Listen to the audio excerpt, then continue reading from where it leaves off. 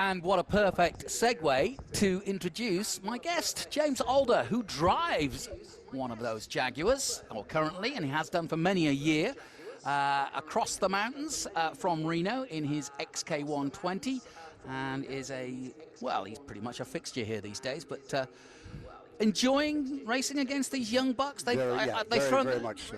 They told me you weren't getting enough competition in your particular group, so we added that Formula One world champion. That Jensen Button helped out. Yeah, that's it's just marvelous to watch him drive. I mean, I didn't get to see him work it too much because he goes by quite fast. But the video that I've seen, he's delicately gripping the wheel and doing the steering inputs, letting the car do the rest. It's, a balance of harmony. I mean, it's beautiful to watch. You can fill the story in for me, because I've mentioned a couple of times now how history kind of is repeating itself. If Phil Hill, who became a Formula One world champion, won the first race in a Jaguar here at Pebble Beach on the West Coast, the first major race. Yes. And now we've got Jensen Button in a very similar but C-type Jag. So, there's a full story there, isn't there? Yeah, well, it's wonderful. And in fact, in 1985, I had the opportunity to race with Juan Fangio. Now, the car that Jensen has was once owned by Fangio. Yes, it was, yeah. What did he race then at Monterey, didn't he? Yeah, what did he race? Oh, yeah, Fangio? Yeah. Yes, 1985 Monterey Historics. It was actually the first time I was able to get accepted into the Monterey Historics, because that event was pretty oversubscribed, and they kind of wanted to get to know you a little bit before they just let you in with whatever you have, So it took me a few years to actually get accepted. But finally, when I was accepted in 85, it was a tribute to Alfa Romeo. They had Juan Fangio there as the guest of honor. Wow. And he drove a P1 Alpha, or I can't remember what it's called, but a pre-war Grand Prix car. And just incredible. In fact, he became impatient. There was a Mercedes-Benz camera car that was leading him, and it wasn't going fast enough for him.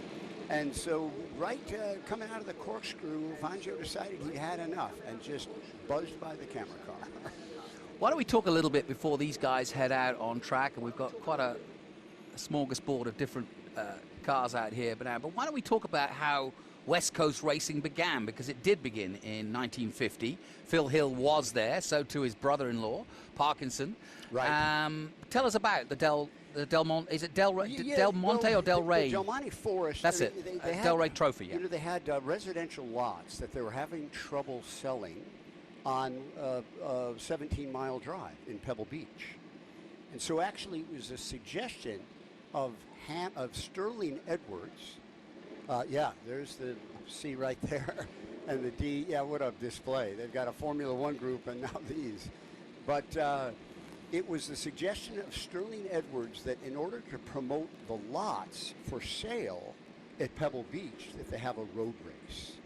So the developer thought that was a good idea, and 1950 was the very first of the Pebble Beach road races. And yes, Phil Hill did win it in his very early XK120.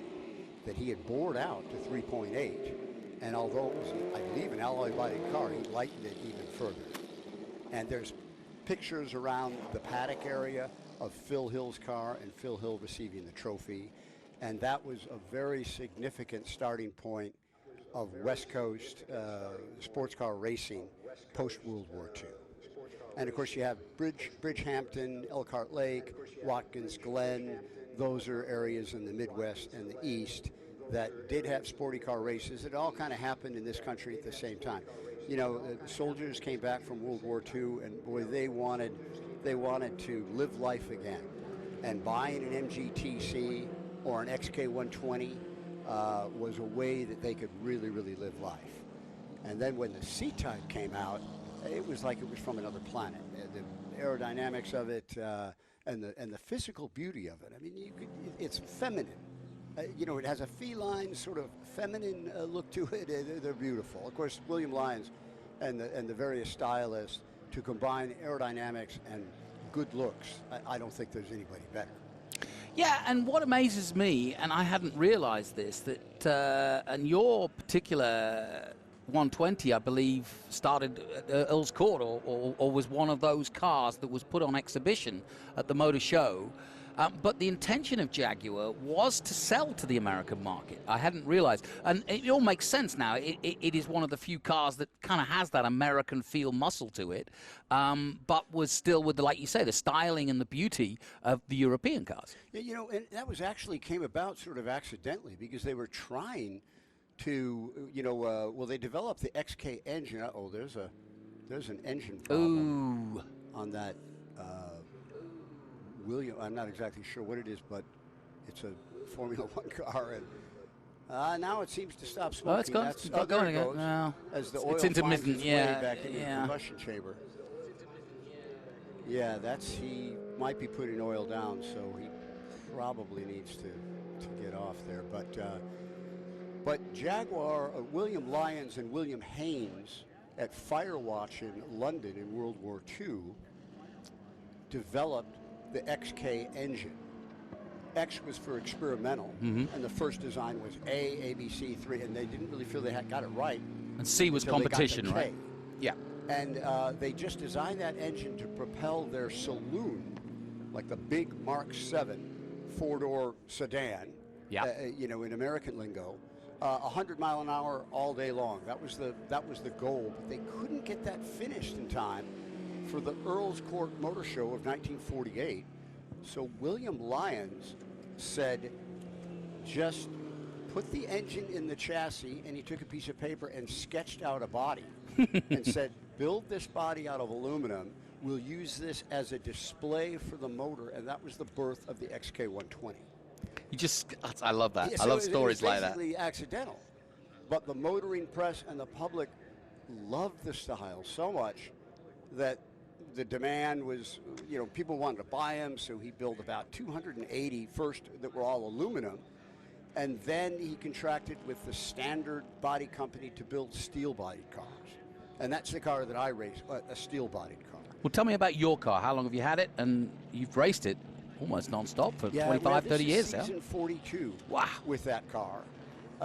So my first event was in March of 1982, and at that time, I didn't really have any options to get it to the race course except drive it there. That was really the only thing that made sense. And besides, that's the way they did it. And in March of 82, there was a terrific snowstorm. And I went over the pass.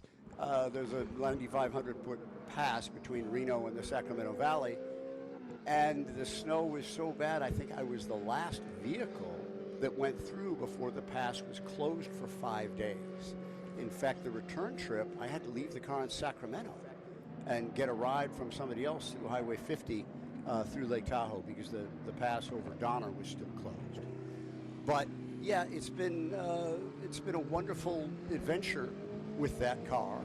So I acquired it in 1975. I know you've heard this story before, Jonathan. I didn't have the money to buy the car.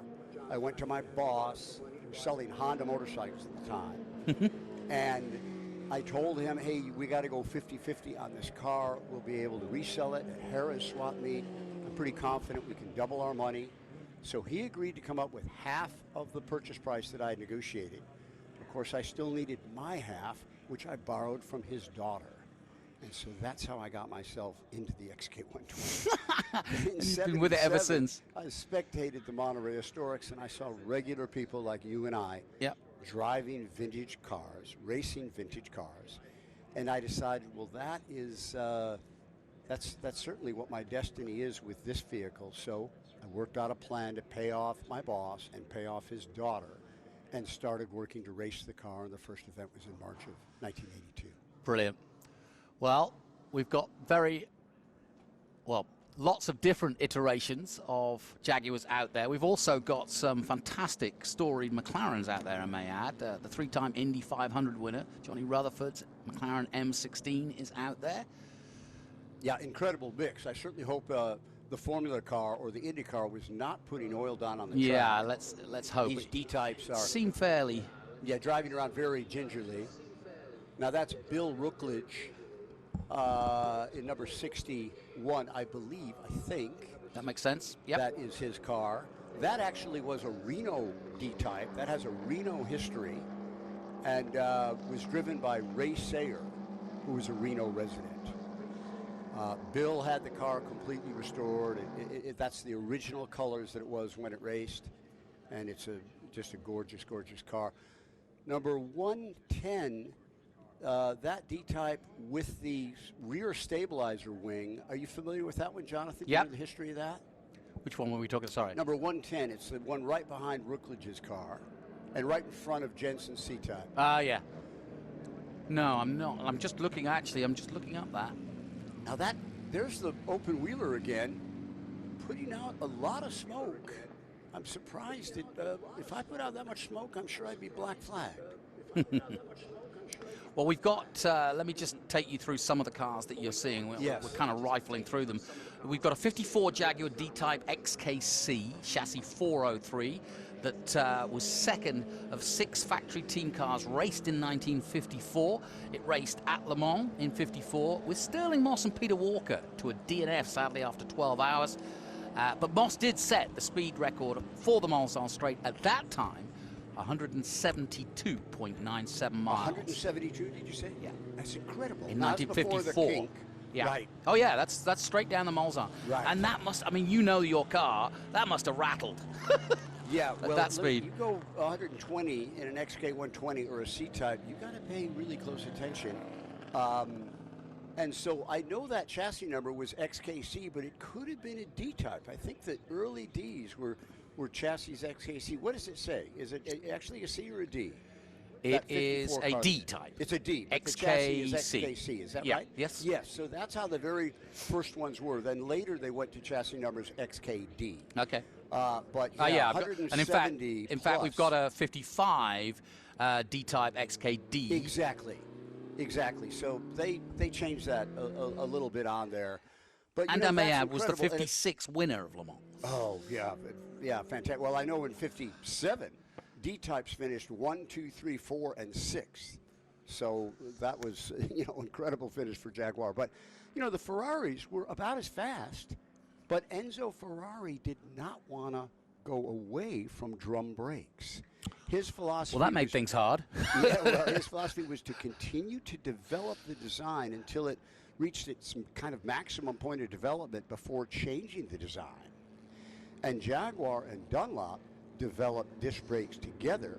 And of course, the D-Type was the first production race car with 4-wheel disc brakes, and that allowed them to keep their foot in it so much later in the straightaways at Le Mans. Well, they've really thrown this group together a little bit, because we've got some, also some, again, unobtainables, but not far off. Look at that Mercedes coming into view there. Right.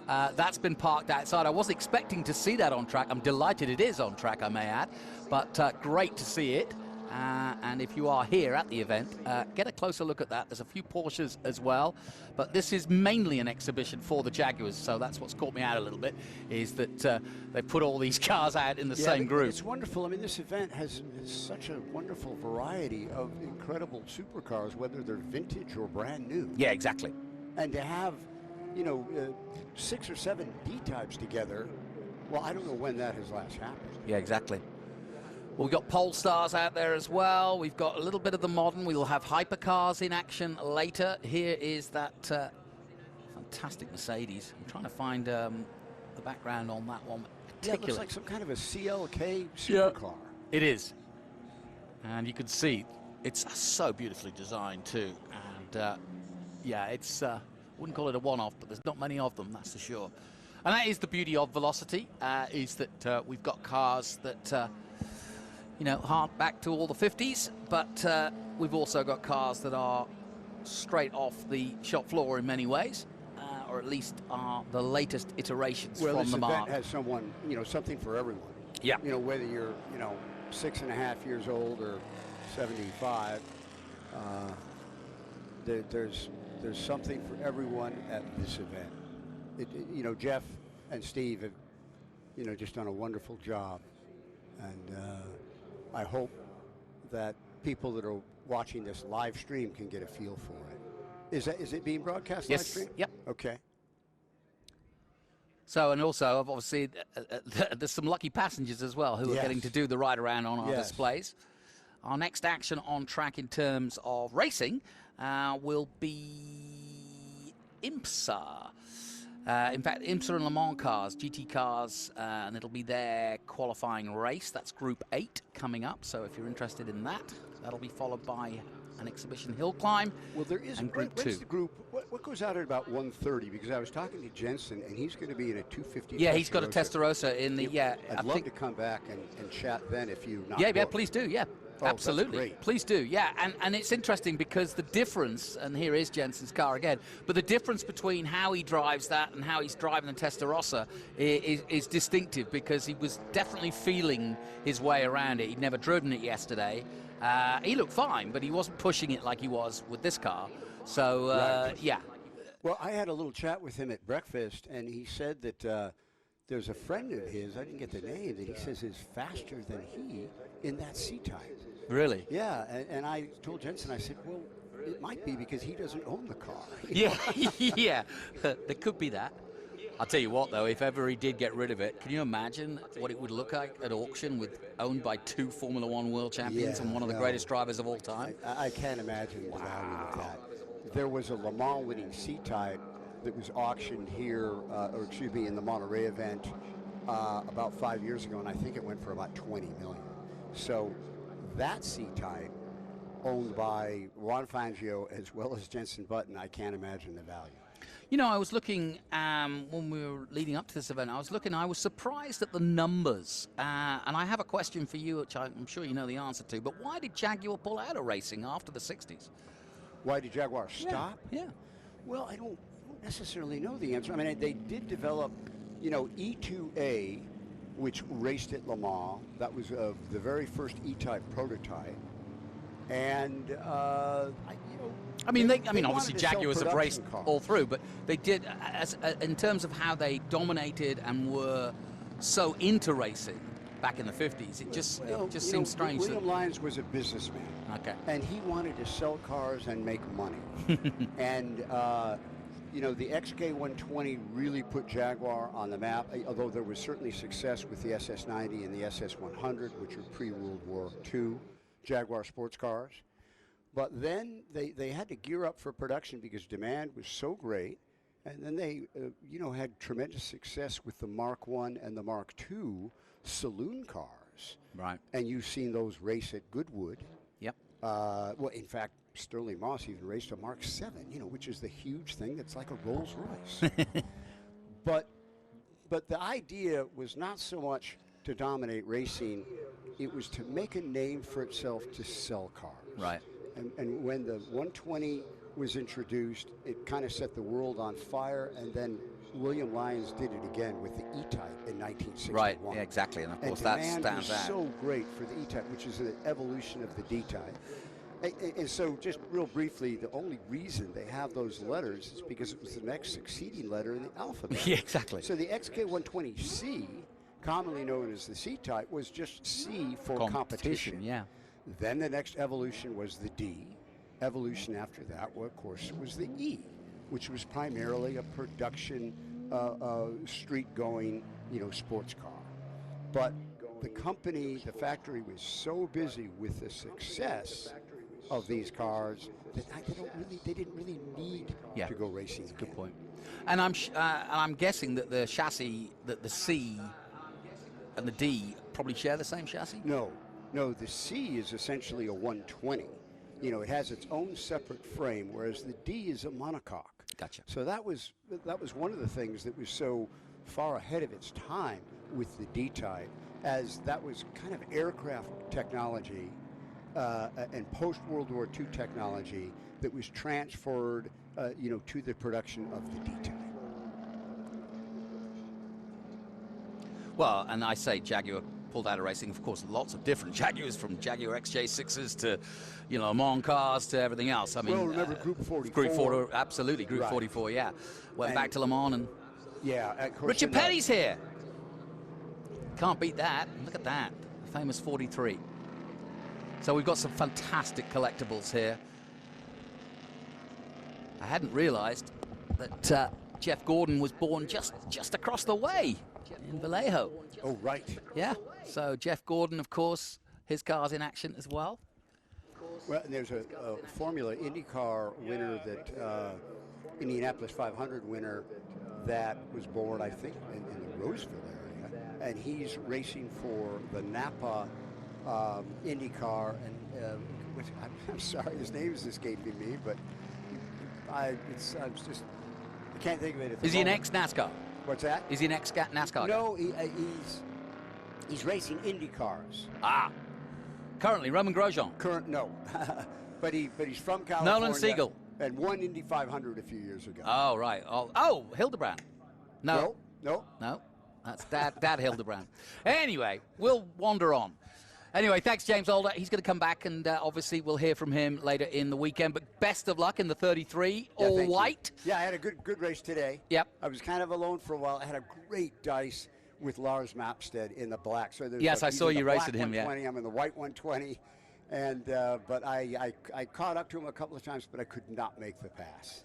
Well, listen, thanks, James Alder. We'll look out for you on track. But let's head down to Taylor, who's down and getting ready for Group 8.